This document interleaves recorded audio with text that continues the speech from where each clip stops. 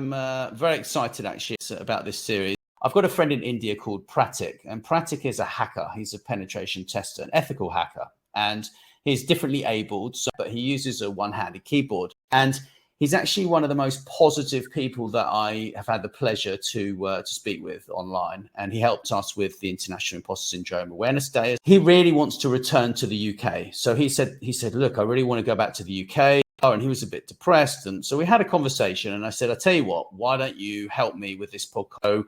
We are going to be launching this new series. It's about jobs in technology in particular. And Pratik will be appearing as a guest host, and he'll be interviewing the CEO of BRIM, which is the Business Resilience International Management Company. And they are rolling out cyber resilience centers within the UK in partnership with the government and all 43 regional police forces, and lots of small businesses and large businesses too. So we are really excited. I'm really excited. And, we're going to be covering gaming, Internet of Things, I think, blockchain, all sorts of different things. We've got an episode coming up with sales and marketing, jobs around that as well. I think jobs are changing. According to MIT Technology Review, we've got this massive productivity revolution that is basically happening for the people that are embracing it. For the people that are not embracing it, I think it's good to revisit what's actually going on in the world, to be honest. It sounds like it's going to be a great series, because I think there's so many things that are going on, and people right now are really giving thought, aren't they, to what next for them. And today's a great example. We are exiting the very end of the first 6 months of 2022. So now is a great time to have a look at, are you where you expected to be this year?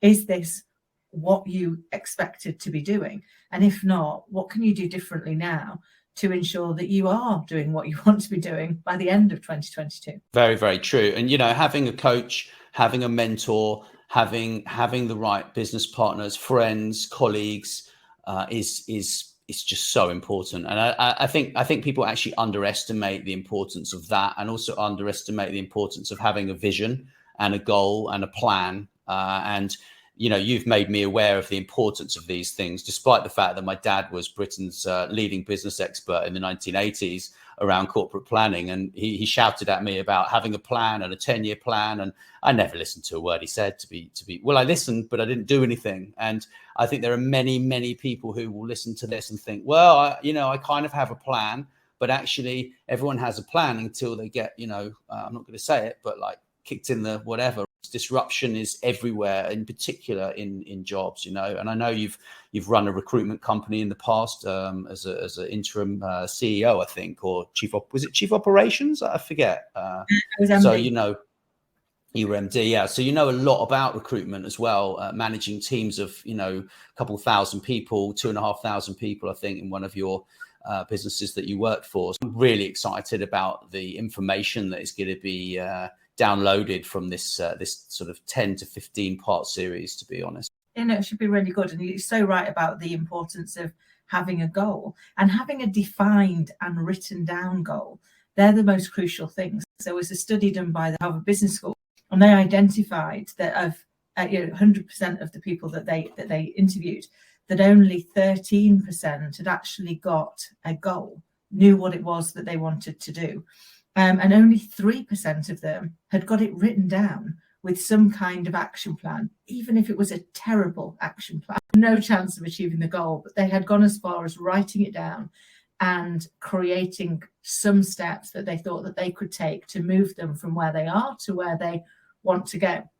And when they came back and looked at those participants 12 months later, the 3% had outperformed the next closest cohort tenfold.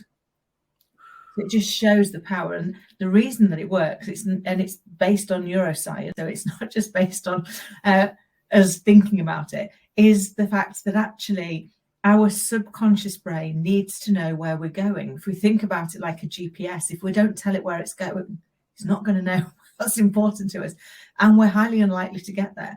So we have to be able to say to it, "This is where I'm going. This is what's important to me." Because what that allows your subconscious brain to do is to start looking for those opportunities. We've all had those moments, haven't we, where maybe we are thinking about buying a car And all we can see everywhere we go is the car we want. It's like all over the place. It's not because there's any more of them around. It's not because there's suddenly been an influx of people that suddenly want the same car as us. It's because our subconscious brain knows it's important to us. It knows it's what we're thinking about, and therefore it actively looks for opportunities to give us what we want, because that is scientifically proven how our brains work. What we think about, we become. So if I could give anybody any advice, it is have that goal. I'm on the middle of a challenge, pushing myself to do things differently so that I can continue to grow. And one of those has been taking my own medicine, writing my goal down, and then every day writing down the 1 or 2 things I can do today that are going to progress me towards my goal. And some of them have worked and some of them haven't worked. Some of them have been epic failures. But I look at those failures and go, okay, why didn't it work? What was it, the whole thing that didn't work, or a little bit of it? Is there something that I could do slightly differently? And I think if we can open our minds from judging to curiosity. So I'm dreadful for judging myself, going, well, that's stupid, Kim, that was definitely never going to work. To instead being curious, okay, why did I think that was going to work? Why hadn't I considered this potential outcome? What's that making me feel? Because that's what I do for other people. I use curiosity rather than judgment, but turning that in on yourself, it's amazing what that does to change your psyche and how you show up in the world. I think working with you the last couple of years has been absolutely transformational in my vision for my life and the vision for our business and what we want to do. But something really profound happened last week. I don't know what you actually said to me now, thinking about it. So over the past few years, I've been if a lot of things come to me, I say yes to everything, right? And this I discovered, last week was just I knew it was a massive, you knew it was a massive challenge. But I never managed to tackle it. And my late mentor, Mike Briarcliffe, he used to say something like, focus is about what you don't do, right? But last week you said something to me that was absolutely profound, and it changed the way that I kind of looked at everything. And now if something is going to take too much of my bandwidth, too much of my resource, I'm going to just say no.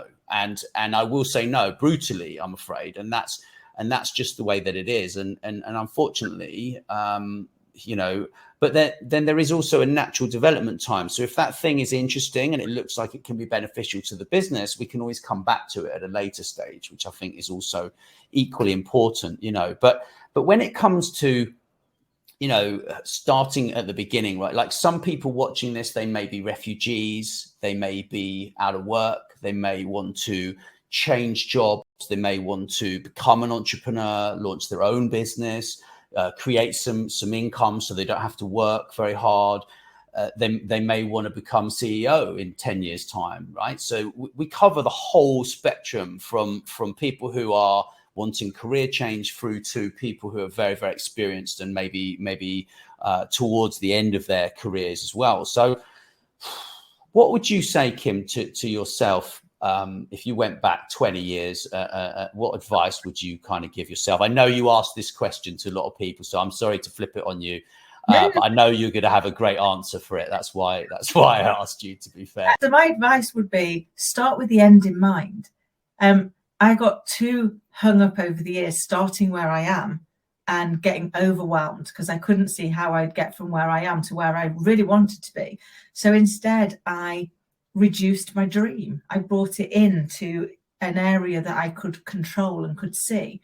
That doesn't work. You've got to start with that end in mind. The big audacious goal, the thing that you think could never ever happen. We were talking about this last night when I was on the show with Zondra, and I think, if you'd have told me 20 years ago, 2 years ago, 2 months ago, that I would end up having a TV show, doing a collaboration with an international award-winning TV channel, be writing my 6th book, be doing a TED talk, I would have thought that you'd been at the happy pills. What on earth are you talking about? That's just never going to happen. But actually, what I started to do is go back and say, what would I really like to do? And what I really want to be able to do is help others. And I want to help as many others as I possibly can. So that means having to put yourself out there, having to do things like this, come out and say to people, actually, over the last 30 years, growing businesses, helping them to double in size, helping them to become more profitable, helping them to lead through challenging times without damaging their people, has taught me quite a lot of stuff. It's taught me things that are valuable to anybody else that is facing one of those challenges. But if I don't tell anybody, then I can't help anybody. And we're living in a world where there is so much information, there is so much out there that we can consume. We haven't got time to consume it all. As I say to clients all of the time, it might only take you 10 minutes, but it's taken you 30 years to be able to do it in 10 minutes. So don't undervalue what it is that you do, because what you can say to me is, here's the book. You can read the whole book if you want to. Or I can tell you the main 2 or 3 takeaways, the ones that are going to be really impactful, the things that are going to make you think. And that's one of the reasons why at the minute I'm in the middle of my 30-day challenge on a quote and a question, because that's how I've lived my life for as long as I can remember, is to start every day with what quote inspires me to have the right mindset today. And then what question does that make me think? What question is that going to get me to get my brain thinking? And sometimes those questions can be the thing that absolutely unlocks us. One question I often ask clients is, what's the question you wouldn't like me to ask? Because just in doing that makes them think of the question. When they think of the question, they now need to start thinking of the answer. What they've done is they've actually encouraged their subconscious brain to start thinking about how to fix it. So never underestimate the power of questions. Always start with the end in sight, and believe in yourself. Every single one of us has survived 100% of the challenges life's thrown at us so far.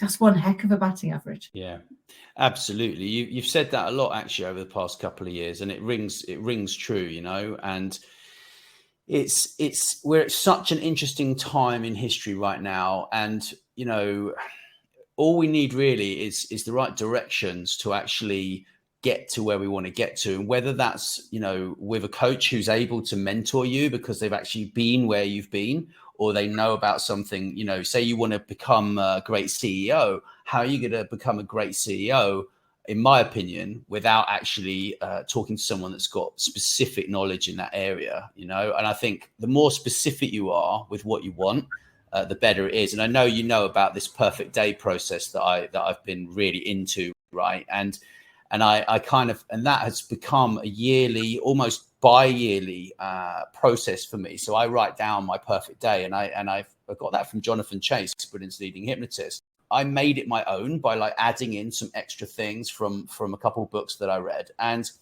I focus on the 90% of my life that I'm really, really happy with, and I absolutely adore working with you.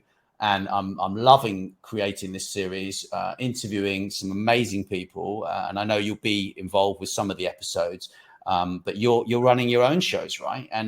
But this will be on Zondra TV as well, I think, hopefully. And, on all the major channels as well. And yeah, thanks so much, everyone, for listening. And thank you again, Kim, for being just epic. Yeah.